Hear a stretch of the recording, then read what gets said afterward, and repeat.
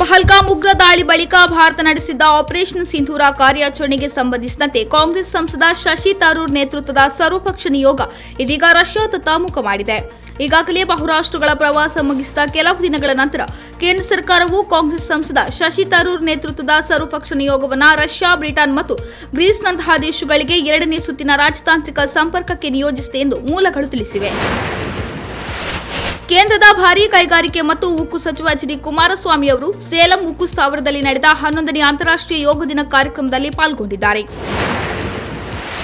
ಕೇಂದ್ರ ಸರ್ಕಾರ ತನ್ನ ಹಿಂದಿನ ನಿರ್ಧಾರಗಳನ್ನು ರದ್ದುಗೊಳಿಸಿ ಅಮೆರಿಕ ಭೇಟಿಗೆ ನನಗೆ ಅನುಮತಿ ನೀಡಲು ನಿರ್ಧರಿಸಿದೆ ಎಂದು ಮಾಹಿತಿ ತಂತ್ರಜ್ಞಾನ ಸಚಿವ ಪ್ರಿಯಾಂಕ್ ಖರ್ಗೆ ಹೇಳಿದ್ದಾರೆ. ಅಮೆರಿಕ ಭೇಟಿಗೆ ಅನುಮತಿ ನೀಡಿದ ಬೆನ್ನಲ್ಲೇ ಎಕ್ಸ್ನಲ್ಲಿ ದೀರ್ಘ ಪೋಸ್ಟ್ ಹಾಕಿ ಕೇಂದ್ರ ಸರ್ಕಾರಕ್ಕೆ ಪ್ರಿಯಾಂಕ್ ಖರ್ಗೆ ಸರಣಿ ಪ್ರಶ್ನೆಗಳನ್ನು ಕೇಳಿದ್ದಾರೆ. ಉತ್ತರಾಖಂಡದ ಡೆಹ್ರಾಡೂನ್ನಲ್ಲಿ ಶನಿವಾರ ನಡೆದ 11ನೇ ಅಂತಾರಾಷ್ಟ್ರೀಯ ಯೋಗ ದಿನಾಚರಣೆಯಲ್ಲಿ ರಾಷ್ಟ್ರಪತಿ ದ್ರೌಪದಿ ಮುರ್ಮು ಭಾಗಿಯಾಗಿದ್ದರು.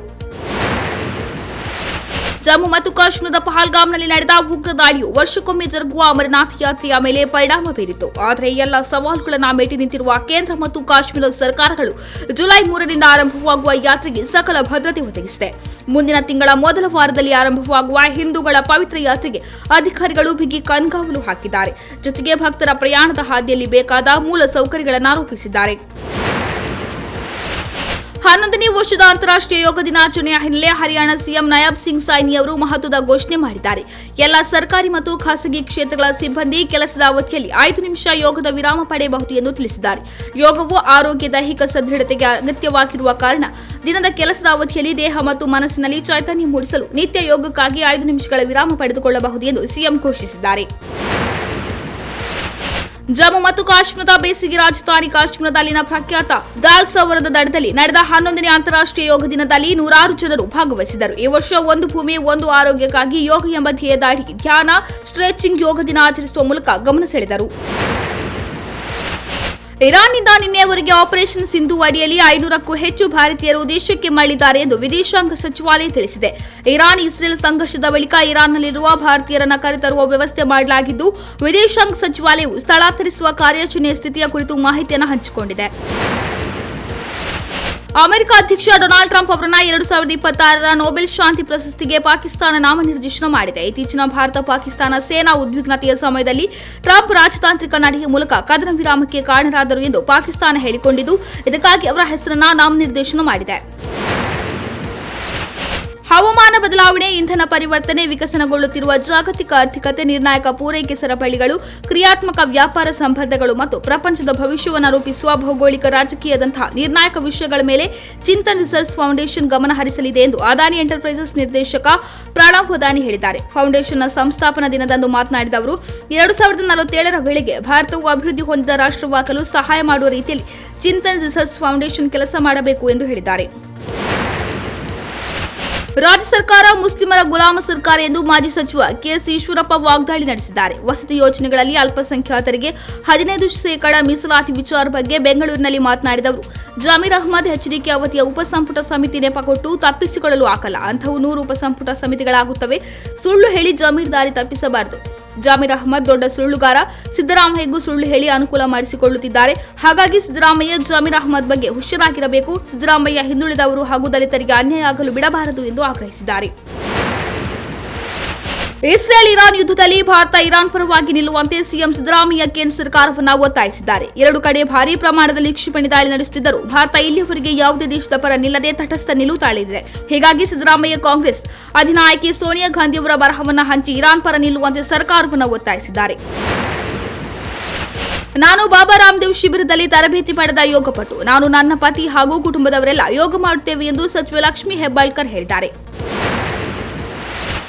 ಶೀಘ್ರದಲ್ಲೇ ನಂದಿನಿ ಹಾಲಿನ ಪ್ಯಾಕೆಟ್ ಬದಲಾಗುವ ಸುಳಿವು ದೊರೆತಿದೆ. ಮೆಕ್ಕೆಜೋಳ ಬಳಸಿ ತಯಾರಾಗುವ ಬಯೋಡಿಗ್ರೇಡೇಬಲ್ ಪ್ಯಾಕಿಂಗ್ ವ್ಯವಸ್ಥೆ ಜಾರಿಗೆ ಬಾಮೂಲ್ ಮೊದಲ ಪ್ರಯೋಗಕ್ಕೆ ಹೊರಟಿದೆ. ಈ ಮೂಲಕ ದೇಶದಲ್ಲೇ ಮೊದಲ ಬಾರಿಗೆ ಈ ತಂತ್ರಜ್ಞಾನ ಪರಿಚಯಿಸಲು ಬಾಮೂಲ್ ಚಿಂತನೆ ನಡೆಸಿದೆ. ತಮ್ಮ ತಪ್ಪು ಅರಿವಾದರೆ ಯಾರೇ ಆದರೂ ಸಹ ಪಕ್ಷಕ್ಕೆ ಮರಳಬಹುದು ಎಂದು ಬಿಜೆಪಿ ರಾಜ್ಯಾಧ್ಯಕ್ಷ ಬಿವೈ ವಿಜಯೇಂದ್ರ ಮುಕ್ತ ಆಹ್ವಾನ ನೀಡಿದ್ದಾರೆ. ಬೆಂಗಳೂರಿನಲ್ಲಿ ಮಾತನಾಡಿದ ಅವರು, ಈಶ್ವರಪ್ಪ ಘರ್ ವಾಪಸಿ ಬಗ್ಗೆ ಪಕ್ಷದ ವೇದಿಕೆಯಲ್ಲಿ ಚರ್ಚೆ ಆಗಿಲ್ಲ. ಇದೆಲ್ಲ ಕೇಂದ್ರದ ಮಟ್ಟದಲ್ಲಿ ಚರ್ಚೆ ಆಗುವ ವಿಚಾರ. ನಮ್ಮ ಹಂತದಲ್ಲಿ ಚರ್ಚೆ ಆಗಲ್ಲ. ಆದರೆ ಯಾರ್ಯಾರು ತಮ್ಮ ತಪ್ಪನ್ನು ಅರ್ಥ ಮಾಡಿಕೊಂಡು ವಾಪಸ್ ಬರಬೇಕು ಅಂದ್ಕೊಂಡಿದ್ದಾರೋ ಅವರು ಬರಬಹುದು ಎಂದು ಹೇಳಿದ್ದಾರೆ. ಈ ವರ್ಷದ 11 ದಿನಗಳ ನವರಾತ್ರಿ ಆಚರಣೆಯು ಅಭೂತಪೂರ್ವವಲ್ಲ, ಬದಲಿಗೆ ಚಂದ್ರಮಾನ ಕ್ಯಾಲೆಂಡರ್ ಆಧಾರಿತ ಸಾಂಪ್ರದಾಯಿಕ ಆಚರಣೆಗಳಿಗೆ ಅನುಗುಣವಾಗಿದೆ ಎಂದು ಪ್ರಮೋದಾದೇವಿ ಒಡೆಯರ್ ಸ್ಪಷ್ಟಪಡಿಸಿದ್ದಾರೆ. 11 ದಿನಗಳ ನವರಾತ್ರಿಯ ಬಗ್ಗೆ ಮೈಸೂರು ಅರಮನೆ ವತಿಯಿಂದ ಪ್ರಮೋದಾದೇವಿ ಒಡೆಯರ್ ಸ್ಪಷ್ಟೀಕರಣ ಕೊಟ್ಟಿದ್ದಾರೆ. ಈ ವರ್ಷದ ದಸರಾ ಆಚರಣೆಗಳು 11 ದಿನಗಳವರೆಗೆ ನಡೆಯುತ್ತಿದ್ದು 400 ವರ್ಷಗಳಲ್ಲಿ ಇದೇ ಮೊದಲ ಬಾರಿ ಎಂದು ಕೆಲವು ಮಾಧ್ಯಮಗಳಲ್ಲಿ ವರದಿಯಾಗಿದೆ. ತುಳು ಭಾಷೆಯ ಪರವಾಗಿ ಜಿಲ್ಲಾಡಳಿತ ಹೊರಡಿಸಿರುವ ಒಂದು ಸುತ್ತೋಲೆ ಇಡೀ ತುಳುನಾಡಿನಾದ್ಯಂತ ಭಾಷಾ ಹೋರಾಟಕ್ಕೆ ಕಿಚ್ಚು ಹಚ್ಚಿದೆ. ವಿವಾದಾತ್ಮಕ ಸುತ್ತೋಲೆ ತುಳುವರ ಕೆಂಗಣ್ಣಿಗೆ ಗುರಿಯಾಗಿದೆ. ಹೌದು, ಗ್ರಾಮ ಪಂಚಾಯತ್ ಸಾಮಾನ್ಯ ಸಭೆಗಳಲ್ಲಿ ತುಳು ಭಾಷೆ ಬಳಕೆಗೆ ನಿರ್ಬಂಧಕ್ಕೆ ಸಂಬಂಧಿಸಿದಂತೆ ನಿಯಮಾನುಸಾರ ಕ್ರಮ ಕೈಗೊಳ್ಳಲು ಹೊರಡಿಸಿರುವ ದಕ್ಷಿಣ ಕನ್ನಡ ಜಿಲ್ಲಾ ಪಂಚಾಯತ್ ಸುತ್ತೋಲೆ ಭಾರೀ ವಿವಾದವನ್ನು ಸೃಷ್ಟಿಸಿದೆ. ಸದ್ಯ ಈ ಸುತ್ತೋಲೆ ದಕ್ಷಿಣ ಕನ್ನಡ, ಉಡುಪಿ ಭಾಗದಲ್ಲಿ ಭಾರೀ ಆಕ್ರೋಶಕ್ಕೆ ಗುರಿಯಾಗಿದ್ದು, ನಮ್ಮ ನೆಲದ ಭಾಷೆಯನ್ನ ಮಾತನಾಡದಂತೆ ತಡೆ ಹಿಡಿಯುವ ದೊಣ್ಣೆ ನಾಯಕ ಯಾರು ಎಂದು ತುಳು ಹೋರಾಟಗಾರರು ಸಿಡಿದೆದ್ದಿದ್ದಾರೆ. ಇದಕ್ಕೆ ಪ್ರತಿಯಾಗಿ ಇನ್ಮುಂದೆ ತುಳು ಭಾಷೆಯಲ್ಲಿ ಸಭೆಯಲ್ಲಿ ಮಾತನಾಡುವುದಾಗಿ ಹೇಳಿದ್ದಾರೆ. ವಿಮಾನಯಾನ ಸುರಕ್ಷತಾ ಕಾವಲು ಸಂಸ್ಥೆ ಡಿಜಿಸಿಎ ಸಿಬ್ಬಂದಿಗೆ ವಿಮಾನ ಕರ್ತವ್ಯ ಸಮಯ ಮಿತಿಗಳನ್ನು ಉಲ್ಲಂಘಿಸಿದ್ದಕ್ಕಾಗಿ ಟಾಟಾ ಗ್ರೂಪ್ ಒಡೆತನದ ಏರ್ ಇಂಡಿಯಾಗೆ ಶೋಕಾಸ್ ನೋಟಿಸ್ ಜಾರಿ ಮಾಡಿದೆ ಎಂದು ಮೂಲಗಳು ಶನಿವಾರ ತಿಳಿಸಿವೆ. ಮೇ 16 ಮತ್ತು 17ರಂದು ವಿಮಾನಯಾನ ಸಂಸ್ಥೆಯ ಬೆಂಗಳೂರು ಲಂಡನ್ ವಿಮಾನಗಳ ಸ್ಪಾಟ್ ಚೆಕ್ಗಳ ಸಮಯದಲ್ಲಿ ಈ ಉಲ್ಲಂಘನೆಗಳು ಕಂಡುಬಂದಿದ್ದು, ಅಲ್ಲಿ ಎಫ್ಡಿಟಿಎಲ್ನಲ್ಲಿ 10 ಗಂಟೆಗಳ ಮಿತಿಯನ್ನು ಮೀರಿದೆ ಎಂದು ಸೂಚನೆ ತಿಳಿಸಿದೆ. ವಿಶ್ವ ಪ್ಯಾರಾ ಅಥ್ಲೆಟಿಕ್ಸ್ನ ಬ್ರ್ಯಾಂಡ್ ಅಂಬಾಸಿಡರ್ ಆಗಿ ಕಂಗನಾ ರಾಣಾವತ್ ನೇಮಕಗೊಂಡಿದ್ದಾರೆ. ಭಾರತದ ಪ್ಯಾರಾ ಒಲಿಂಪಿಕ್ ಸಮಿತಿಯು ನಟಿ ಮತ್ತು ರಾಜಕಾರಣಿ ಕಂಗನಾ ರಾಣಾವತ್ ಅವರನ್ನು 2025ರ ವಿಶ್ವ ಪ್ಯಾರಾ ಅಥ್ಲೆಟಿಕ್ಸ್ ಚಾಂಪಿಯನ್ಶಿಪ್ನ ರಾಯಭಾರಿಯಾಗಿ ನೇಮಿಸಲಾಗಿದೆ ಎಂದು ಘೋಷಿಸಿದೆ. ರಾಜಧಾನಿಯಲ್ಲಿ ನಡೆದ ಸಿನಿಮೋತ್ಸವ ಕಾರ್ಯಕ್ರಮಕ್ಕೆ ಚಿತ್ರರಂಗದವರೇ ಬರಲಿಲ್ಲ ಎನ್ನುವ ವಿಚಾರಕ್ಕೆ ಸಂಬಂಧಿಸಿದಂತೆ ಅಂದು ಡಿಕೆ ಶಿವಕುಮಾರ್ ಆಡಿದ ಮಾತು ಭಾರಿ ವಿವಾದ ಸೃಷ್ಟಿಸಿತ್ತು. ಕನ್ನಡ ಚಿತ್ರರಂಗದ ನಟ್ಟು ಬೋಲ್ಟ್ ಟೈಟ್ ಮಾಡಬೇಕು ಎಂದಿದ್ದ ಡಿಕೆ ಶಿವಕುಮಾರ್ ಅವರು ಕಲಾವಿದರ ಕೆಂಗಣ್ಣಿಗೆ ಗುರಿಯಾಗಿದ್ರು. ಈ ಬಗ್ಗೆ ತಡವಾದರೂ ನಟ ಸುದೀಪ್ ಖಡಕ್ ಆಗಿ ಉತ್ತರ ಕೊಟ್ಟಿದ್ದಾರೆ. ಖಾಸಗಿ ಚಾನೆಲ್ನ ಸಂದರ್ಶನದಲ್ಲಿ ಈ ಬಗ್ಗೆ ಮಾತನಾಡಿದ ಕಿಚ್ಚ ಸುದೀಪ್ ತಮ್ಮದೇ ಸ್ಟೈಲ್ನಲ್ಲಿ ಉತ್ತರ ಕೊಟ್ಟಿದ್ರು. ನಮ್ಮ ಕಾರುಗಳ ನಟ್ಟು ಬೋಲ್ಟುಗಳು ಕೂಡ ಟೈಟ್ ಇರಬೇಕು, ಟೈಟ್ ಮಾಡಬೇಕು ಅಂತ ನಾನೇ ಹೋಗಿ ಮಾಡಿದ್ರೆ ಸರಿ ಇರೋದಿಲ್ಲ.